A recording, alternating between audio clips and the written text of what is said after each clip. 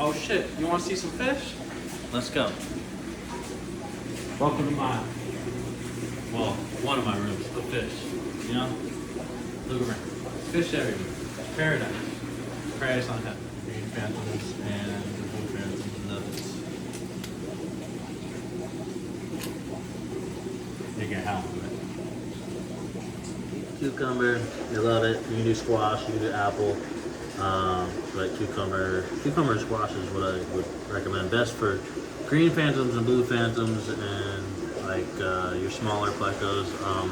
These guys will eat it, but it takes them a while and they're more skittish, so they don't really like hammer at it like I basically. Right here I got some blackberry silver dollars. Yes, the tank is green and with algae. I like the algae. It's actually healthy for the fish. It's not the prettiest to look at, but I don't mind it. These blackberries are, I don't understand why they're so expensive right now, but they are if you don't mind. But they're gorgeous. They get, about that big. They school up. Really cool schooling fish. Very mild temperament. Good along with just about anything. I mean, shit, you can have them in an arowana tank with, as long as they're big enough so they don't get eaten alive like my last one did, but they're cool. So I got a green terror back here. I've had many of them, but I've never been able to have one like full grown, and I know how beautiful they are. This one kind of got beat up a little bit because he was with these guys down here. Because I breed red Texas, so I catch wild red Texas, and then breed them with a parrot. So you get a red Texas. So you can see the one right there is getting a lot of red. My dog wants to be in the camera. Dina, you want to jump over? All right. So I'm gonna get these guys. So these are my breeder pair of Oscars. They actually just laid and had wigglers. Fortunately, they ate them, but I got a bunch of babies down there, so I'm not really worried. You guys are really interactive. These are still probably my favorite fish. I know a lot of people are going, oh my god, but Michael Salvi, out to you. I love these guys. Down here, probably not going to be able to see it. This one is a red Texas, but it's blind. Got his butt kicked a couple times, but I don't know what to do with it, and it lives and it eats and it swims.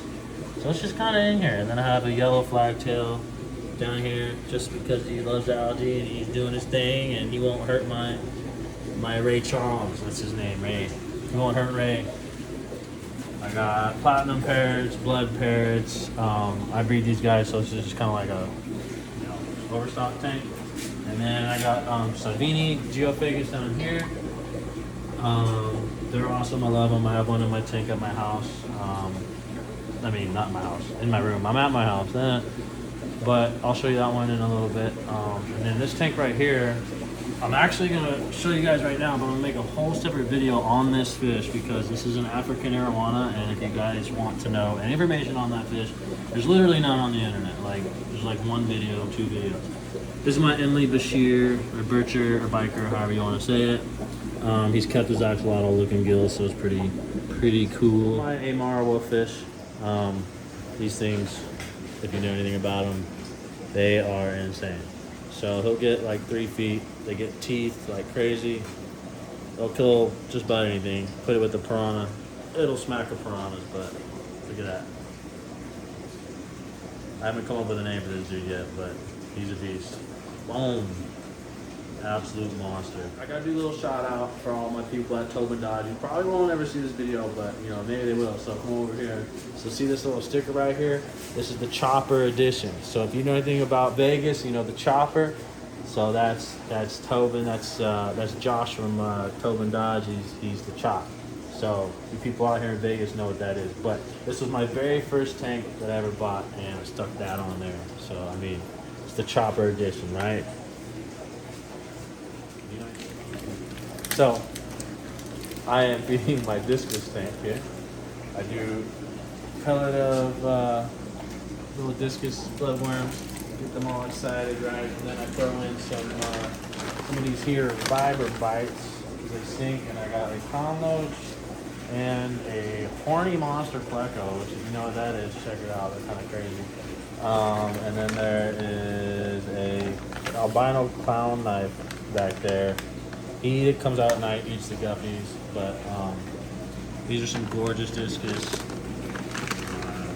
Like this one, it looks like a holographic Pokemon card. Like, I mean, I love the blue ones. My favorites are these red pandas right here. They're just, I mean, people say they're hard to take care of. You gotta do, you know, your reverse osmosis stuff. You don't have to, but out here in Vegas, we have really hard water, so you want to run an RO system if you can. Lots of plants. You know, I like to run mine at like 86 degrees, and then water change about once every 2 weeks.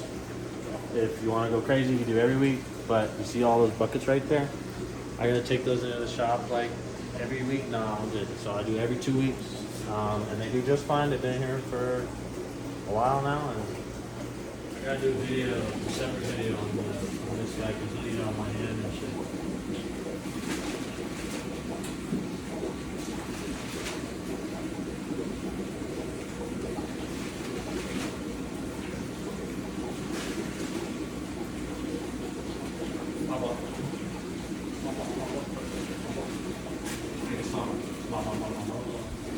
Oh, there's no fish in there. I'm trying to cross this jewel right here with this parrot. Or I gotta get a video of me feeding Jack and Jill here. They're feisty. Watch this, watch. Oh, they're not gonna bite me because they just laid, but you know, usually they're crazy because when they have their eggs and stuff down there, like they'll be leaving scratch marks on me and all that. And if you really like crawfish, I got you. For my big arowana, my tigerfish, or not tigerfish, tiger shovel nose, pacu, all the big boys get this.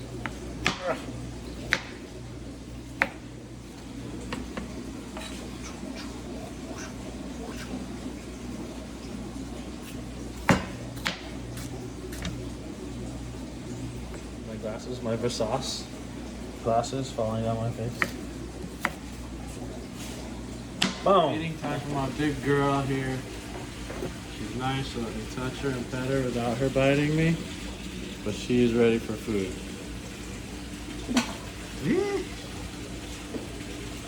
Alright, there you go. That's Naruto. I've had him since he was a wee little pup.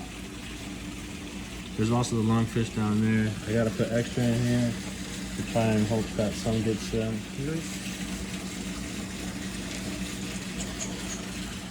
Let's see if I can get tiger shell on those fish. Damn, bro, it's not even milking yet.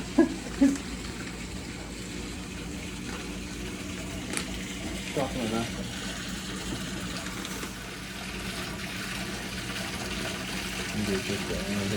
It is good. Look at, I've had him as long as that's Minato and Naruto, the fucker. I've had them since they were like tiny. I got them from PetSmart years ago. That's a Raphael catfish and that's a lungfish. They're both really freaking cool. The lungfish I've had, you've seen the videos at the shop. Minato is just an albino fucker. Gonna get his food stolen right now. Yeah, they're all gonna get massive. He's stealing his food from me. The Raphael's got really cool spikes. He's fat as hell. If he comes to the front, you'll be able to see, but that guy laying on back, he's fat. But you can get a little size comparison. He'll get so much bigger than that. They all will. But she's got so much personality. You stick your finger in here.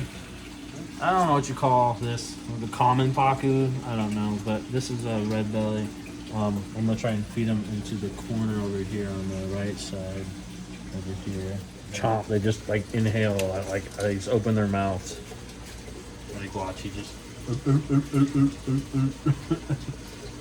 It just kind of like falls into their mouth.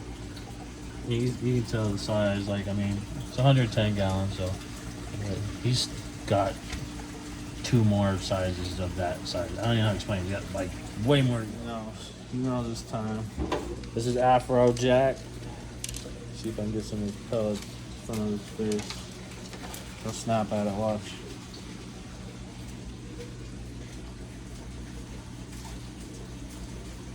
Oh, this is not gonna snap. So, obviously you can see this is my laboratory. This is where I do all my breeding. So I'm just gonna give you an example of one of my male breeders. I do about 1 to like 16 ratio, give or take. So this is a full red albino dragon blood, and he's not even all the way colored up because he's in the white barrel, so he doesn't need as much color. Because females, you know, don't have any color. Anyways, before my camera lady decided she was gonna cut the video out because the water splashed on her, I just did a water change. So that it's 90 degrees. It's 108 out here in Vegas right now. So in my garage about 90. So the water's probably about like 87 or so. So it's like perfect ideal condition for peacocks. So since I just did a water change, it simulates them like having a rainstorm type deal. So they kind of, it's when they want to get jiggy with it. So since that just happened, I'm going to take some beef heart in here and I'm just going to crush it up in each one of these tanks just so they can get a little more protein. Usually I'll use actual beef heart, but I don't have any right now. So I'm using these little cubes that you can get, you know, at your local fish store. But somebody had the nerve to take the herb out my doobie ass tray while you do me that way. I can get copyrighted for that.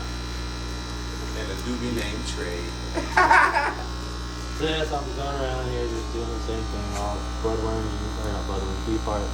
Like I said, usually use actual beef heart, but I didn't go to the little Mexican market that has, where I can get them like chocolate up for me. I'm doing it the hard way, but this will give them more protein, you know, they can breed real faster.